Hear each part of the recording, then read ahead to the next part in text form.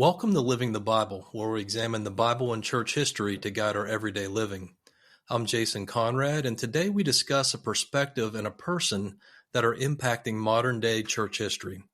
The perspective is agnosticism, and the person is Bart Ehrman. Bart is a distinguished professor in the Department of Religious Studies at the University of North Carolina at Chapel Hill. He's written or edited 32 books, 6 of which are New York Times bestsellers. He alternates writing books for the general public, textbooks for college students, and serious scholarly works as well. Alongside of all this, he engages in popular debates and interviews online and travels the world to do so as well. He has a popular YouTube channel and a blog that attracts thousands of listeners daily. He posts on his blog up to 6 times per week and engages directly with his audience with responses to their questions about the Bible and early Christianity. He very generously donates all monies that are generated from his blog every year to charities that support the hungry or the homeless. Among the several classes that he teaches at the university, one is Introduction to the New Testament that many undergraduates have to take. He does all this while at the same time being a self-proclaimed agnostic and atheist. He started his education journey as a dedicated conservative Christian at Moody Bible Institute, but about 10 years after completing his PhD, he moved toward agnosticism and atheism. To a conservative Christian that believes the Bible is inspired by God and is allowed to contain no errors, this sounds very threatening. How can someone so educated and brilliant like Bart turn away from the Christian faith after studying the Bible and church history in such detail? It can make the conservative Christian fear higher education and critical study of the Bible and church history, but this shouldn't be the case. This stance of being either agnostic or atheist has become very popular in our time, but rarely will you hear someone say that they're both agnostic and atheist. So an agnostic is someone that believes nothing for certain can be known about the existence of God. They usually don't claim belief or disbelief in God, rather just that nothing for certain can be known right now. Sometimes detailed historical study of the biblical text and the apparent errors or contradictions in them can open the door to agnosticism. Seeing discrepancies certainly opened the door for Bart to begin down that trail of agnosticism. This line of thinking goes something like this. If the Bible is not 100% accurate in even minor details, how can we trust it with the most important truths about God and the afterlife? Bart adds on to agnosticism that he is an atheist. This conclusion is a belief that he holds because he has not found a satisfactory answer to the theodicy question. Bart often references that a child dies from hunger every 8 seconds throughout the world. It's probably more tragic than that, at 1 person every 4 seconds. So why does God let that happen? The theodicy question is, how can God be all-powerful and good while there is so much suffering and evil in the world today? To answer this question, Bart chooses that there must be no God. That is the reason suffering continues daily in the world. It will take a separate episode to address that. In this episode, I want to show the bridge between Bart and the Christian faith by showing the bridge between agnosticism and confidence in the Christian faith. To start, here is what Bart and the majority of critical scholars believe we can know for sure about Jesus using the New Testament along with other extra-biblical sources from the time. Jesus was a lower-class Jew from Nazareth in Galilee. He was baptized by John the Baptist and then became an itinerant teacher with followers. He went to Jerusalem in the last part of his life where he offended Jewish authorities, who turned him over to Roman authorities under Pontius Pilate to have him crucified around the year 30 AD.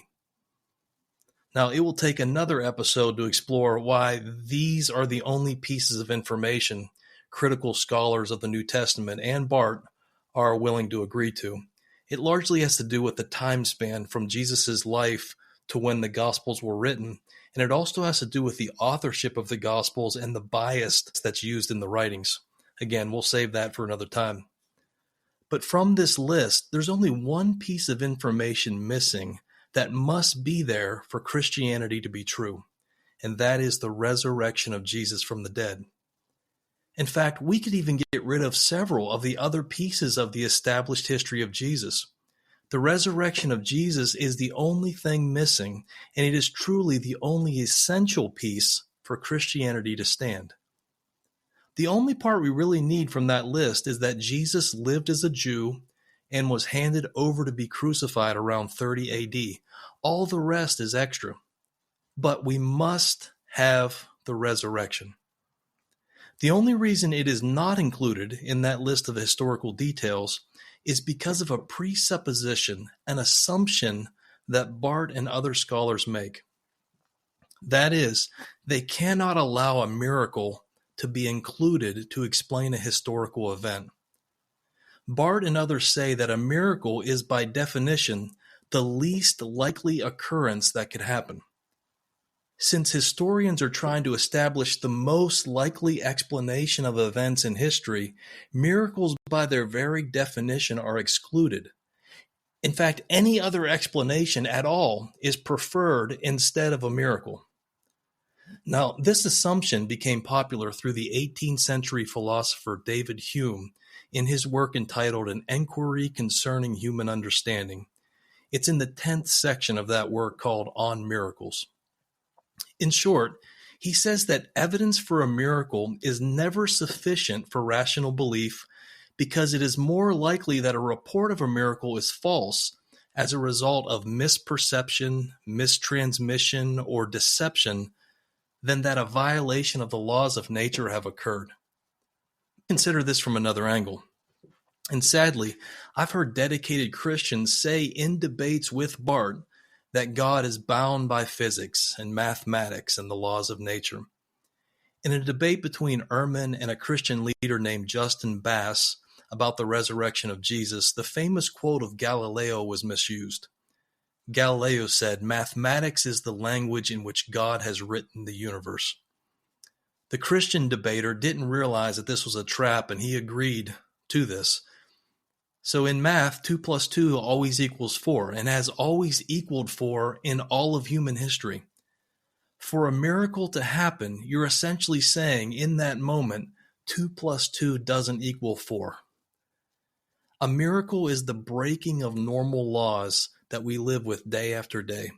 The resurrection miracle says that even though billions upon billions of people have lived and died, this one particular person named Jesus lived, died, and then rose again from the dead to never die again.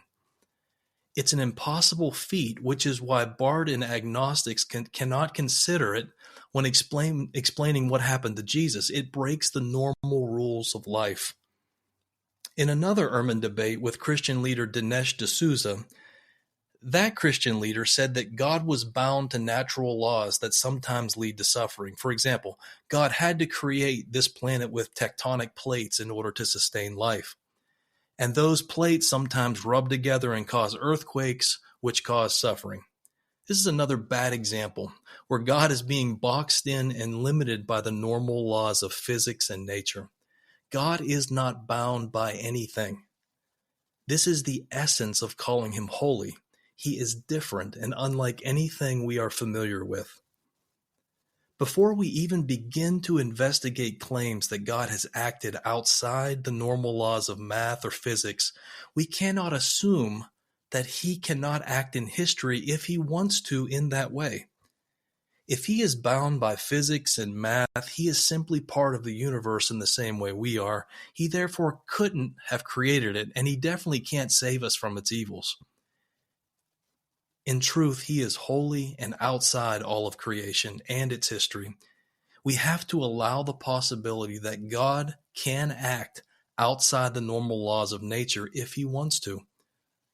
The resurrection and appearances for 40 days are at the heart of the Christian faith. These definitely require that God can act outside of the normal laws of nature.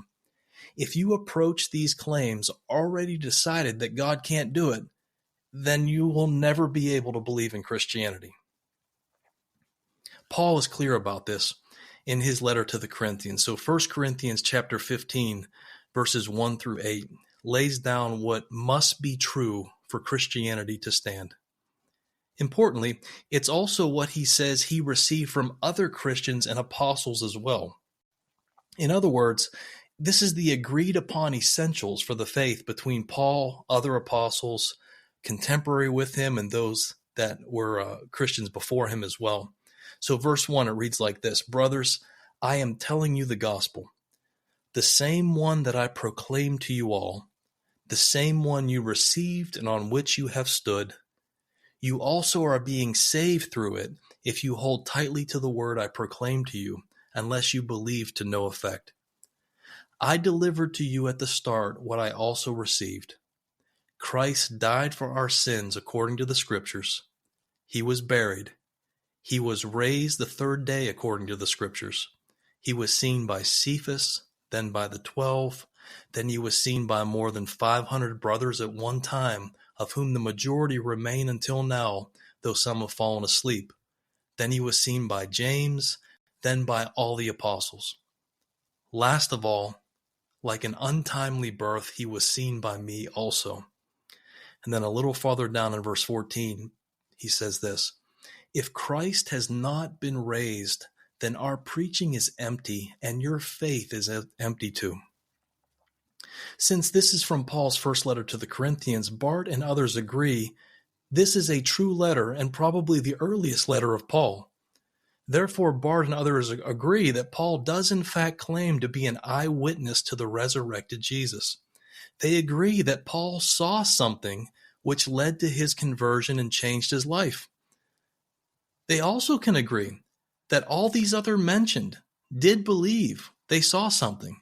They believe that they saw the resurrected Jesus. Yet amazingly, agnostics would say that they saw visions or hallucinations. Visions similar to the way someone might say that they saw a recently deceased loved one appear in a dream or even appear in their home.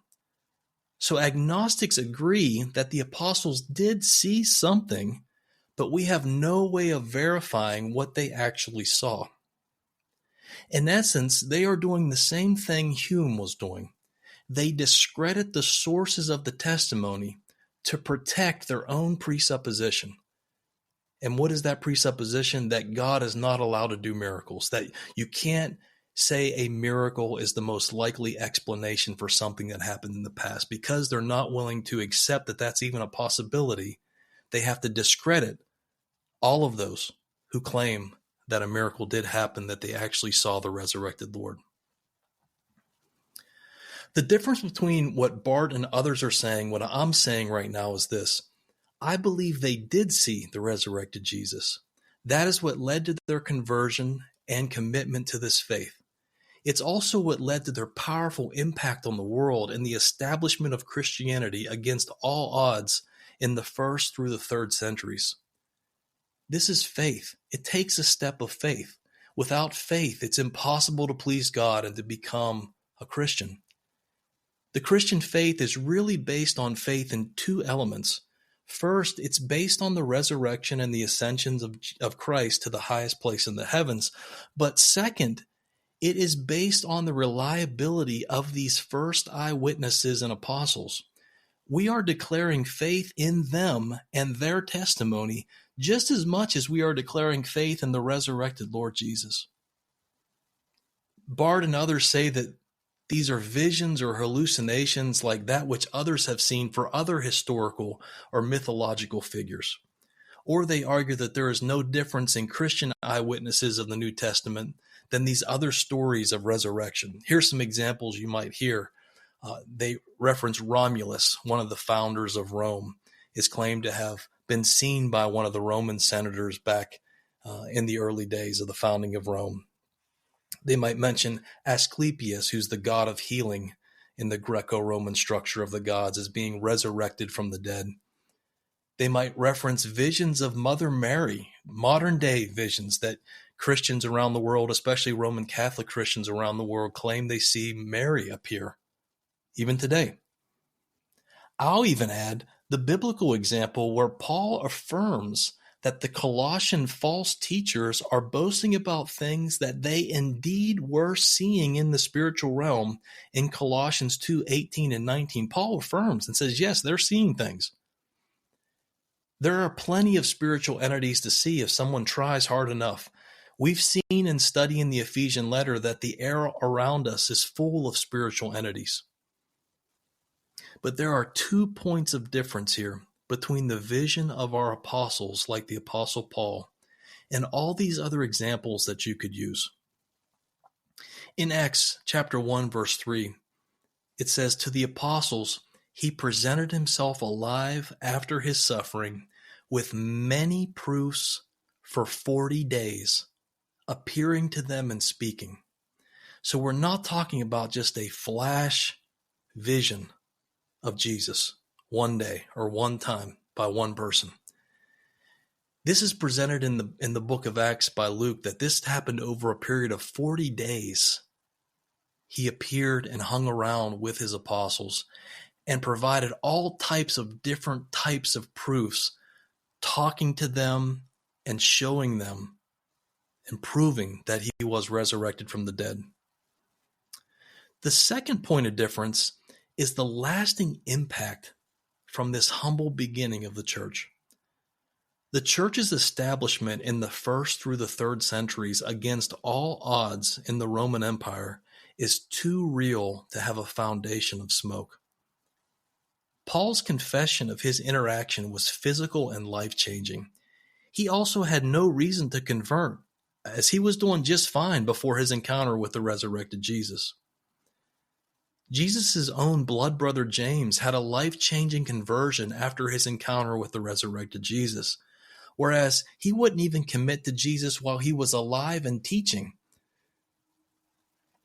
The original illiterate apostles from Galilee had very little chance of making their mark on history.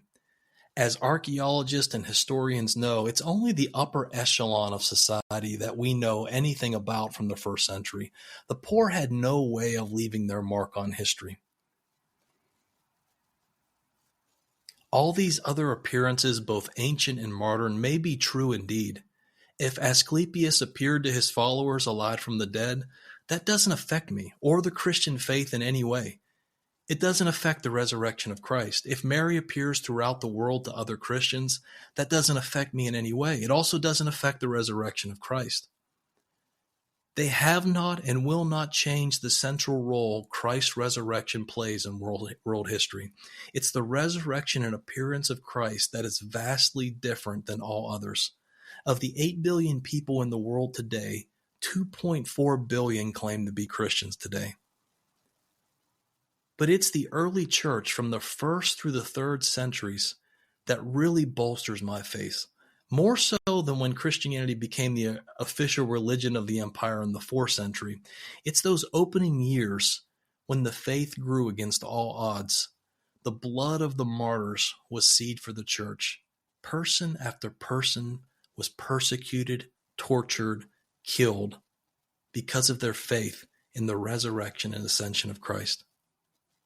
My faith is in his resurrection, but it's also in the witness of those first apostles and all those martyrs that followed. Faith will always be required. Christianity is a historical faith, meaning that our faith requires the resurrection to have actually happened in history.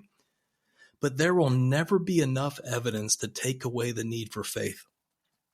There is plenty of evidence to acknowledge that in this instance, God broke the rules of math, physics, and the natural sciences to resurrect Jesus from the dead. But it will be your personal faith that assimilates the power of this truth into your life.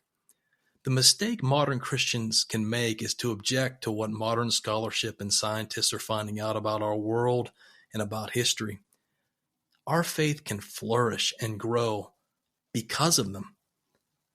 But modern scholarship makes a serious mistake by not allowing God to be an actor in history, if the evidence points in that direction. In the case of the resurrection of Jesus, there is enough evidence from eyewitnesses and contemporary data alongside of the impact this faith had in the 1st through the 3rd centuries to allow that the resurrection has happened. It is only faith the size of a mustard seed that is needed to receive its benefits. In future episodes, we'll revisit the two other topics that agnostics and atheists and Bart reference frequently. Those topics are, number one, the theodicy question: how can God be all powerful and all good, and yet suffering exists in this world? And then two, the reason why critical scholars don't trust most of the content contained in the fourth Gospels. But for now, the assumption that agnostics are making that a miracle cannot be the best explanation of an event in history is blinding so many from the light of the gospel. That assumption is simply blocking God from acting in their interpretation of history. We must remove that assumption and look closely at the agreed upon evidence of Jesus' life, death, and resurrection. We must remove the assumption and look carefully at the agreed upon witnesses of Christ's resurrection. It only takes a very small leap of faith to say that the best explanation for the conversion of the first church leaders and the triumph of Christianity through the first and through the third centuries is that Christ did in fact rise from the dead and empowered the establishment of his church.